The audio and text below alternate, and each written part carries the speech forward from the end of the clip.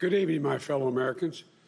Over the past few weeks, officials in each state, commonwealth, and district, without regard to party or political preference, have certified the winning candidates. Today, a member of the Electoral College, representing the certified winner, cast their votes for President and Vice President of the United States in an act just as old as our nation itself. And once again, in America, the rule of law, our Constitution, and the will of the people prevailed. Our democracy pushed, tested, threatened, proved to be resilient, true, and strong. The Electoral College votes, which occurred today, reflect the fact that even in the face of the public health crisis, unlike anything we've experienced in our lifetimes, the people voted. They voted in record numbers. More Americans voted this year than have ever voted in the history of the United States of America. Over 155 million Americans were determined to have their voices heard and their votes counted. In the start of this pandemic, this crisis, many were wondering how many Americans would actually vote at all. But those fears proved to be unfounded. We saw something very few predicted, even thought possible. The biggest voter turnout in the history of the United States of America. A number so big that this election now ranks as the clearest demonstration of the true will of the American people. One of the most amazing demonstrations of civic duty we've ever seen in our country. It should be celebrated, not attacked. More than 81 million of those votes were cast for me and Vice President-elect Harris. That, too, is a record. More than any ticket has received in the history of America. It represents a winning margin of more than 7 million votes over the number of votes cast for my opponent. Together, the Vice President-elect Harris and I earned 306 electoral votes, well exceeding the 270 electoral votes needed to secure victory. 306 electoral votes is the same number of electoral votes that Donald Trump and Vice President Pence received when they won in 2016. Excuse me. At the time, President Trump called the Electoral College tally a landslide. By his own standards, these numbers represented a clear victory then, and I respectfully suggest they do so now. If anyone didn't know before, they know now. What beats deep in the hearts of the American people is this: democracy. The right to be heard, to have your vote counted, to choose leaders of this nation, to govern ourselves. In America, politicians don't take power. People grant power to them. The flame of democracy was lit in this nation a long time ago. And we now know nothing, not even a pandemic or an abuse of power, can extinguish that flame. And as the people kept it aflame, so too did courageous state and local officials and election workers. American democracy works because America makes it work at a local level. One of the extraordinary things we saw this year was that everyday Americans, our friends and our neighbors, often volunteers, Democrats, Republicans, independents, demonstrating absolute courage. They showed a deep and unwavering faith in and a commitment to the law. They did their duty in the face of a pandemic. And then they could not and would not give credence to what they knew was not true. They knew this election was overseen by them, it was honest, it was free, and it was fair. They saw it with their own eyes, and they wouldn't be bullied into saying anything different. It was truly remarkable, because so many of these patriotic Americans are subject to so much, enormous political pressure, verbal abuse, and even threats of physical violence.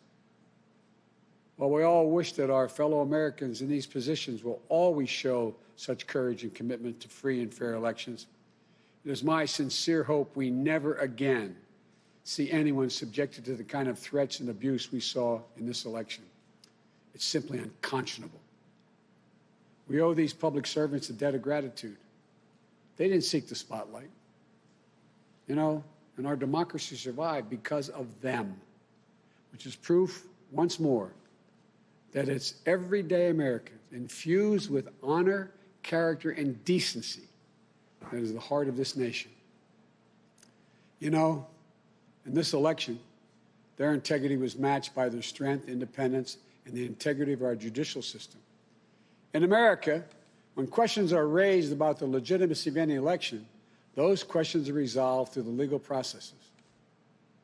And that's precisely what happened here. The Trump campaign brought dozens and dozens and dozens of legal challenges to test the result. They were heard again and again. And each of the times they were heard, they were found to be without merit. Time and again, President Trump's lawyers presented arguments to state officials, state legislatures, state and federal courts, and ultimately to the United States Supreme Court twice. They were heard by more than 80 judges across this country, and in every case, no cause or evidence was found to reverse or question or dispute the results. A few states went for recounts. All the counts were confirmed. The results in Georgia were counted 3 times. Didn't change the outcome. The recount conducted in Wisconsin actually saw our margin grow. The margin we had in Michigan was 14 times the margin President Trump won that state by 4 years ago. Our margin in Pennsylvania was nearly twice the size of the Trump margin 4 years ago. And yet, none of this has stopped baseless claims about the legitimacy of the results. Even more stunning, 17 Republican attorneys general and 126 Republican members of the Congress actually signed on to a lawsuit filed by the state of Texas. That lawsuit asked the United States Supreme Court to reject the certified vote counts in Georgia, Michigan, Pennsylvania, and Wisconsin. This legal maneuver was an effort by elected officials and one group of states to try to get the Supreme Court to wipe out the votes of more than 20 million Americans in other states, and to hand the presidency to a candidate who lost the Electoral College, lost the popular vote, and lost each and every one of the states whose votes they were trying to reverse. It's a position so extreme, we've never seen it before. A position that refused to respect the will of the people, refused to respect the rule of law, and refused to honor our Constitution. Thankfully, a unanimous Supreme Court immediately and completely rejected this effort. The court sent a clear signal to President Trump that there would be no part of an unprecedented assault on our democracy. Every single avenue was made available to President Trump to contest the results. He took full advantage of each and every one of those avenues. President Trump was denied no course of action he wanted to take. He took his case to Republican governors and Republican Secretary of State, as he criticized many of them, to Republican state legislatures, to Republican-appointed judges at every level. And in a case decided after the Supreme Court's latest rejection, a judge appointed by President Trump wrote, quote, "This court has allowed the plaintiff the chance to make his case, and he has lost on the merits," end of quote. Lost on the merits. Even President Trump's own cybersecurity chief, overseeing our elections, said it was the most secure election in American history, and summarily was let go. Let me say it again. His own cybersecurity chief, overseeing this election, said it was the most secure in American history. Respecting the will of the people is at the heart of our democracy, even when we find those results hard to accept. But that's the obligation of those who've taken on a sworn duty to uphold the Constitution. 4 years ago, when I was a sitting vice president of the United States, it was my responsibility to announce the tally of the Electoral College votes in the joint session of Congress that voted to elect Donald Trump. I did my job. And I'm pleased, but not surprised, by the number of my former Republican colleagues in the Senate who have acknowledged already the results of the Electoral College. I thank them. And I'm convinced we can work together for the good of the nation on many subjects. That's the duty owed to the people, to our Constitution, to our history. You know, in this battle for the soul of America, democracy prevailed. We, the people, voted. Faith in our institutions held. The integrity of our elections remains intact. And now it's time to turn the page, as we've done throughout our history, to unite, to heal. As I said in this campaign, I will be president for all Americans. I'll work just as hard for those of you who didn't vote for me as I will for those who did.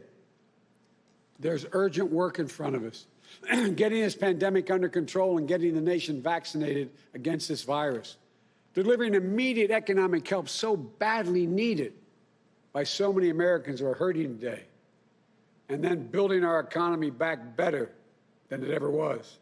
In doing so, we need to work together to give each other a chance to lower the temperature. And most of all, we need to stand in solidarity as fellow Americans, to see each other, our pains, our struggles, our hopes, and our dreams. We're a great nation. We're good people. We may come from different places, hold different beliefs, but we share in common a love for this country, a belief in its limitless possibilities.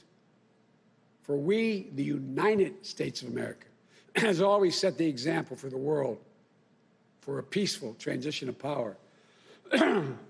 We'll do so again. I know the task before us won't be easy. It's tempered by the pain so many of us are feeling. Today, our nation passed a grim milestone, 300,000 deaths due to this COVID virus. My heart goes out to each of you in this dark winter of the pandemic, about to spend the holidays and the new year with a black hole in your hearts, without the ones you loved at your side. My heart goes out to all of you who have fallen in hard times through no fault of your own, unable to sleep at night, staring at the ceiling, and weighed down by the worry of what tomorrow will bring for you, and equally important for your family. But we've faced difficult times before in our history. I know we'll get through this one, but together. That's how we get through it, together. So as we start the hard work to be done, may this moment give us the strength to rebuild this house of ours upon a rock that can never be washed away. As in the prayer of St. Francis, for where there is discord, union. Where there is doubt, faith. Where there is darkness, light. This is who we are as a nation. This is the America we love. And that is the America we're going to be. So thank you all. May God bless you. And may God protect our troops and all those who stand watch over our democracy. Thank you.